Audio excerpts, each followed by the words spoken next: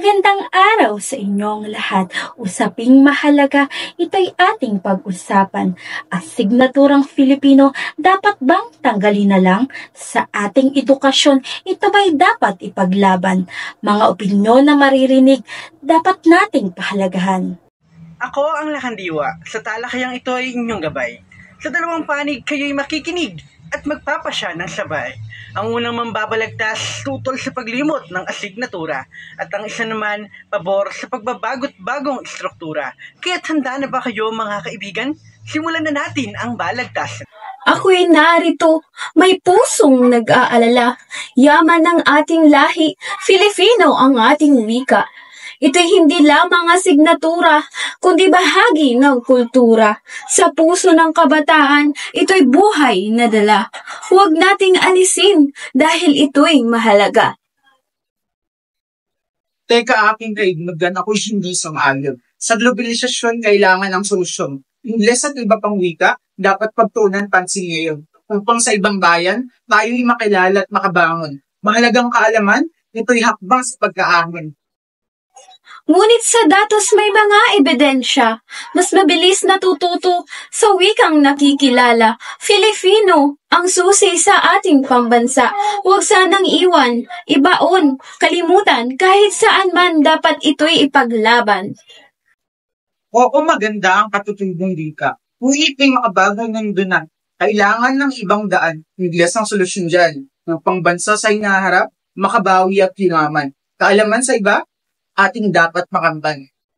Paano makakalimutan ng ating wika na siyang nagsisilbing lakas ng ating kasaysayan at kultura? Huwag nating hayaan ito'y malibing sa limot. Pilipino ang tulay ng ating pagkakaisa at kabutihang loob. Hindi dapat isantabi, bagkus dapat itaguyod, sapagkat ito'y kaluluwa ng ating pagiging Filipino. Hindi ko sinasabing linutin natin ang Filipino.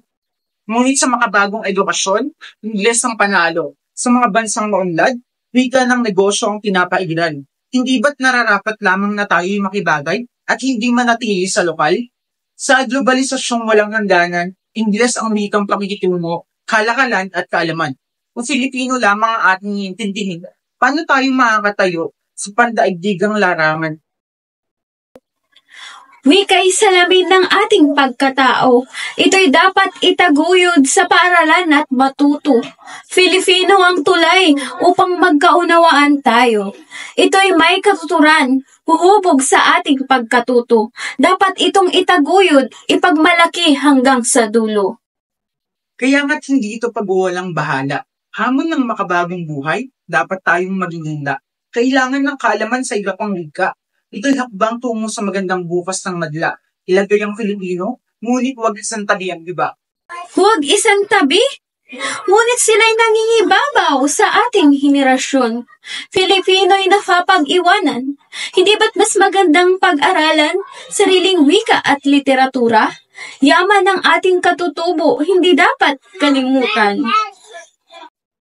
Marami pa naman ibang paraan upang di kalimutan ang yaman ng ating kinagmulan. Kaya't di magiging hadlang sa pagtanggal ng asignaturang Pilipino. Hindi hadlang? Iyong masdan o mga kabataan, pakinggan ang kanilang mga binibigkas, mga simpleng pagkakamali sa gramatikang Pilipino na kanilang nakagawian at hindi na itatama. Ni paggamit ng salitang pahirin at pahiran ay nalilito. Ngunit ang mahalaga ngayon ay makasabay sa pagbabago. Ito ang pagpapalago ng kakayahan nating mga Pilipino upang tayo'y makilala bilang sa sariling bayan, maging sa ibang bansa. Di naman natin kakalimutan ng pagiging Pilipino. Ito'y mananatili sa ating mga puso. Iyong tinuran, aking napagtanto. Asignaturang Filipino ay dapat ding manatili, gaya ng ating pagiging Pilipino. Kaya't ito'y patuloy na isulong na manatiling asignatura. Gawin ang lahat upang ito'y di mabura sa isipan nating lahat, pagkat ito'y nasa likod ng ating pagiging tunay na Pilipino. Tama ka. Ngunit may iba pang daan. Sa makabagong teknolohiya tayo'y umuunsad. Wika'y buhay at dapat tumuunlad. Ngunit hindi ito ang dahilan kung pang ito'y iwaksi at kalimutan. Sa bawat hakbang, tayo'y naguguluhan. Bakit sariling wika tila ba'y napapabayaan? Sa mga akdang isinulat ng ating mga bayani, dito nakatago ang aral ng kasaysayan ng bayan. Puno ng pangarap at pangangailangan ng progreso. Kailangan natin magpakatotoo sa hamon ng panahon. Hindi sapat ang puso lamang. Kailangan ng putak at aksyon. Sa globalisasyon, Ingles ang ating magiging sandata upang makipagkumpetensya at komunikasyon sa ibang bansa. Ang wika'y higit pa sa gamit sa ekonomiya. Ito'y kaluluwa ng isang bayan, ating pagkakaisa. Filipino ang ating sinasalamin. Sa bawat salita, damdamin, ating salitang itinatanggi natin. Practicalidad lang dapat pagtunan, tulad ng PISA 2018. Pilipinas sa huling hanay, kasindak-sindak at suliranin. Maraming oras para dyan. Ang dapat bigyan pa ng halaga, bawasan natin ang kurso na di kailangan sa umaga. Pagbabago'y sagot sa moderno, lipunan natin dapat iwasto. Sa pagtatanggal ng Filipino, guro'y apektado. 10,000 ang mawawalan ng trabaho at sweldo. Sa DepEd nyo curriculum, Pilipino ba'y dapat alisin? Sa senior high school, mawala, saan tayo't aasa at kakapit? Wika'y sariling atin, huwag isang tabi at pigtasin. Di natin kinakalimutan kundi inaangkop sa panahon. Sa global na merkado, Ingles ang magdadala ng solusyon.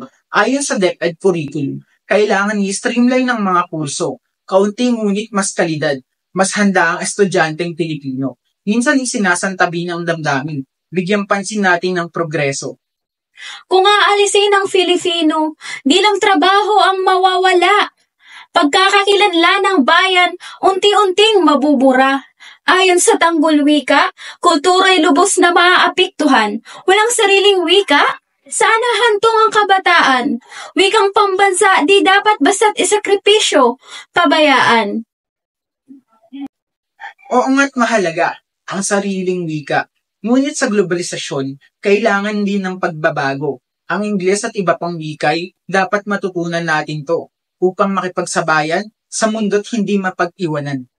Sa bawat talinghaga at tula, nagmumula ang damdamin ng ating kultura. Ang pagkakaalam sa sariling wika'y mahalaga upang pagkatao'y dignidad maipakita sa ating madla. Sang-ayon ako na mahalaga ang ating kultura at wika. Ngunit dapat din ba tayong maging bukas sa bagong ideya? Isang balanse ang kailangan para sa kinabukasan. Pag-aralan ng lahat ngunit huwag kalimutan ng pinagmulan. Narinig na natin ang dalawang magkasalungat na opinyon. Ang isa'y bumabalik sa ating pinagmulan, ang isa'y sumasalubong sa hinaharap sa pagbabago ng panahon. Ngunit sa inyong palagay, alin nga ba ang dapat pagtuunan? Dapat bang isulong ang Pilipino o yakapin ang Ingles na sagisag ng globalisasyon? Mga kaibigan, ito'y hindi madali. Ang pagtimbang sa wika at edukasyon, kailangan ng masusing pag-iisip. Ang Pilipino ba'y dapat manatili at ipaglaban o dapat bang isulong ang Ingles bilang ating bagong sandigan? Tila ba't nauwi tayo sa pagkakaisa na hindi kailangan kalimutan ang wika habang bukas sa mga bagong hamon ng mundo. Ang Filipino at Ingles parehong mahalaga, parehong susi sa tagumpay at pagangat ng ating lahi. Sa ating talakayan, maraming nais ipahayag. Kahalagahan ng wika sa puso'y dapat mamayagpag. Ang bawat tinig at naririnig may mga aral na dala. Patuloy na pagtutulungan sa pag-unaway makikita. Dito sa ating bayan, sama-sama tayong magkaisa.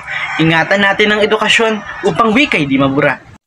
Sa ating mga puso, dapat ay may apoy. Pagmamahal sa wika, ito'y di dapat mawala. Kahit anong hamon, tayo'y magkaisa. Sa paglinang ng kaalaman, wika'y ating taglay. Ang ating kultura, sa wika'y nakatago. Mga kwento at aral, kayamanang totoo. Huwag hayaang mawala sa agos ng panahon. Dahil ang sariling wika ay simbolo ng pagkakaisa at pagkakaunawaan.